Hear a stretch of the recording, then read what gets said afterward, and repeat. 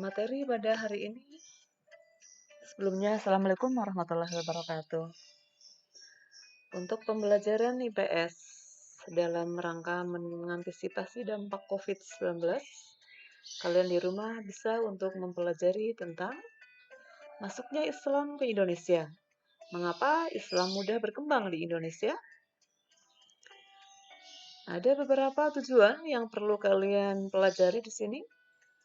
Pertama, menjelaskan masuknya Islam ke Indonesia, menjelaskan teori-teori dari perbedaan pendapat masuknya Islam ke Indonesia, bagaimana upaya Islamisasi di Indonesia, apa saja faktor penyebab mudahnya Islam masuk ke Indonesia, mengamati peta rute penyebaran Islam di Indonesia, dan bagaimana pengaruh masuknya Islam terhadap masyarakat di Indonesia.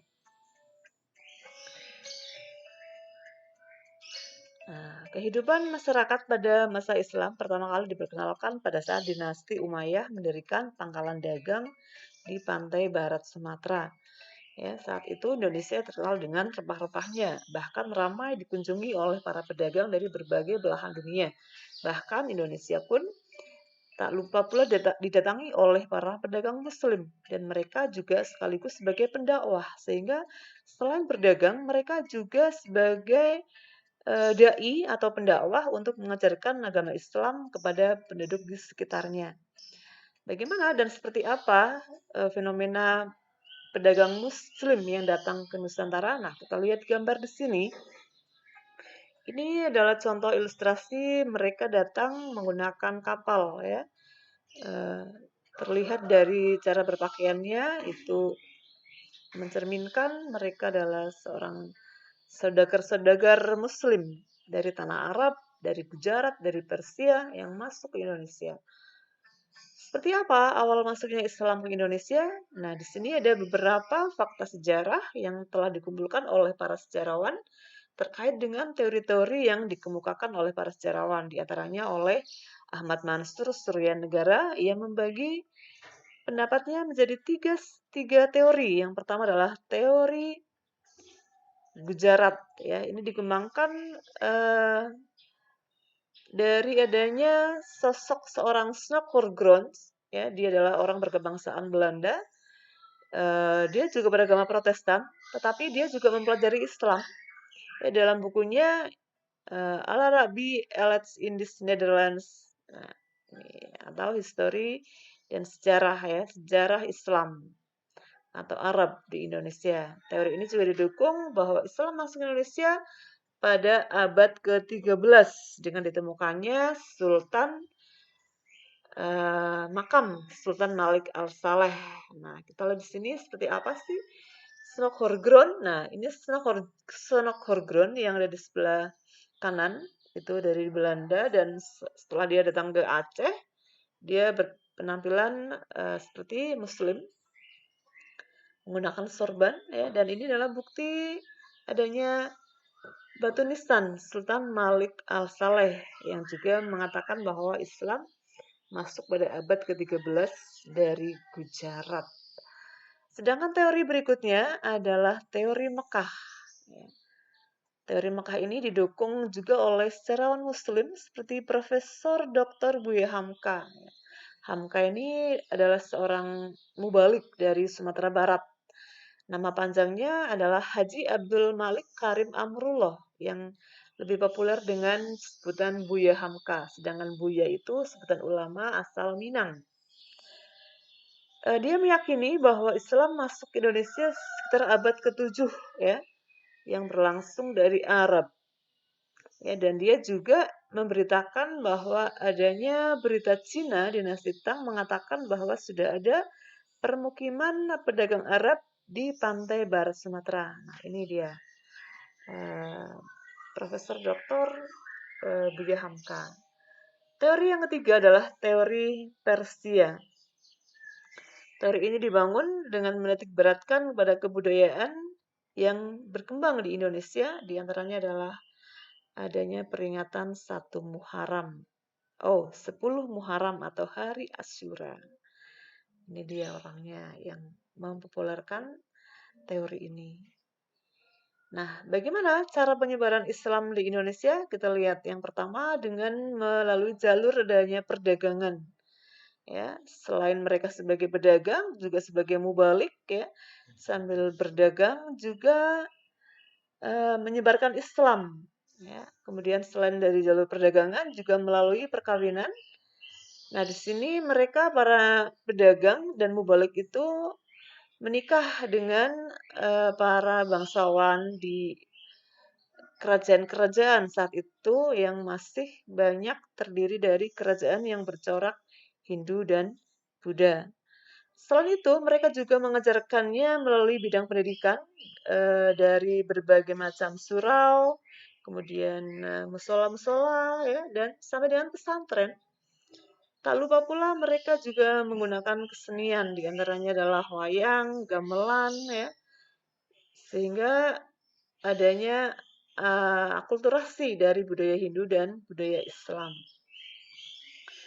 Nah, selain itu di bidang politik, ya, para mubalik dan pedagang dari luar, dari Arab ini sampai ke para bangsawan melalui pemerintahan, ya, baik berupa kerajaan Sriwijaya, Majapahit, ya, Mataram kuno, sehingga banyak para bangsawan yang kemudian memeluk Islam, apalagi dengan adanya perkawinan, ya, antara mereka dengan para bangsawan.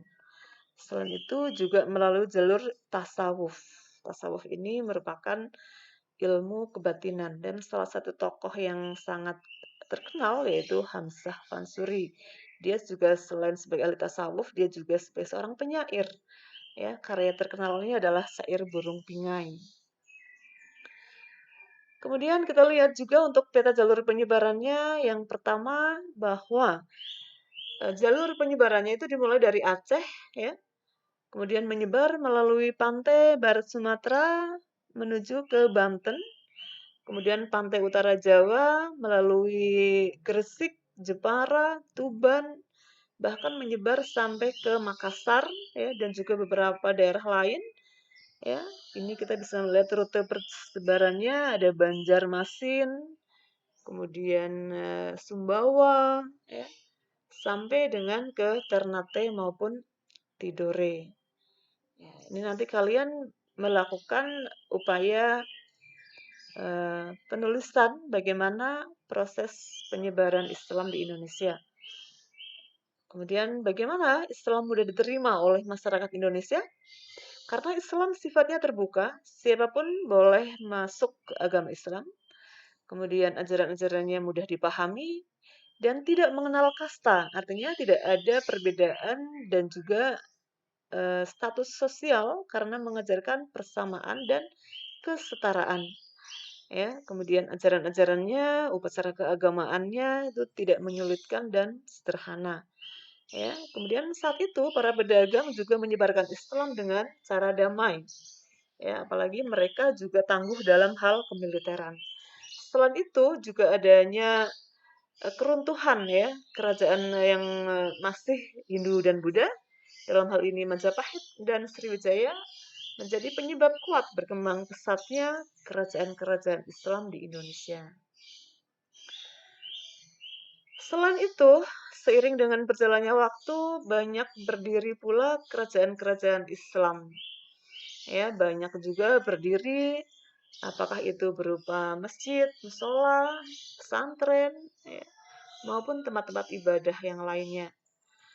Ya, saat yang pertama Islam berkembang itu mendirikan sebuah kerajaan Islam yang pertama adalah kerajaan Samudra Pasai dengan Sultan Malik Al-Saleh sebagai sultan pertamanya.